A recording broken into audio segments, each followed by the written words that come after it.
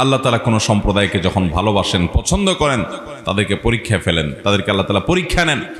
আল্লাহ তাআলা পরীক্ষা নেবেন আমাদেরকে বিভিন্ন ক্ষয়ক্ষতি দিয়ে, বিপদ আপদ দিয়ে আমরা কতটা সবর করতে পারি। যে ব্যক্তি কোনো বিপদ আপদে, আপনজন মারা গেছে, কাছের কোনো মানুষ দুনিয়া থেকে চলে গেছে, সেজন্য সে গালে আঘাত করে, জামা বোতাম ছিঁড়ে চিৎকার চেঁচামেচি করে, অর্থাৎ অধৈর্য হয়ে যায়।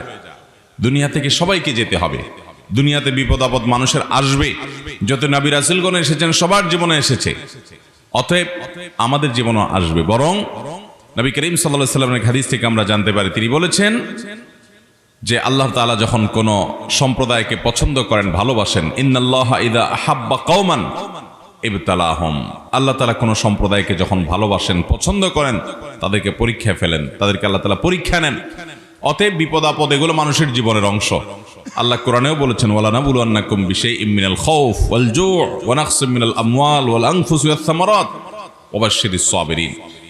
আল্লাহ তাআলা পরীক্ষা নেবেন আমাদেরকে বিভিন্ন ক্ষয়ক্ষতি দিয়ে, বিপদ আপদ দিয়ে আমরা কতটা সবর করতে পারি। আর সবরকারীদের জন্যই সুসংবাদ রয়েছে। এই জন্য ভাইরা আমার, ধৈর্য ধারণ করা বিপদে এটা অনেক বড় একটা গুণ। যে ব্যক্তি অধৈর্য হয়ে যাবে এবং আল্লাহর ফয়সালার বিরুদ্ধে বিদ্রোহ করবে, তার আচরণ দিয়ে শরীরে আঘাত করবে, চিৎকার চেঁচামেচি করবে, জামা ছেঁড়া ছিঁড়বে, ভাঙচুর করবে, তার হয়তো ছেলে মারা গেছে, অ্যাক্সিডেন্ট হয়েছে, সে এমন কটু কথা বলবে যেটা তাকদীরের ফয়সালাকে মানার বিপরীত, বরং তাকদীরের ফয়সালার বিরুদ্ধে বিদ্রোহের শামিল। তো এই ব্যক্তিকে নবী সাল্লাল্লাহু আলাইহি ওয়াসাল্লাম বলেছেন, এই বেসবর মানুষকে তিনি তার নিজের উম্মত হিসেবে পরিচয় দিবেন না, তার আদর্শের উপরে সে ব্যক্তি প্রতিষ্ঠিত নয়।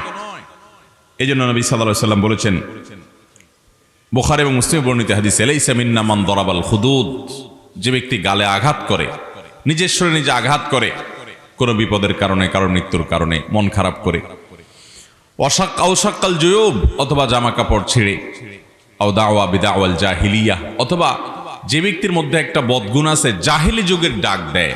জাহেলি যুগের ডাক কি?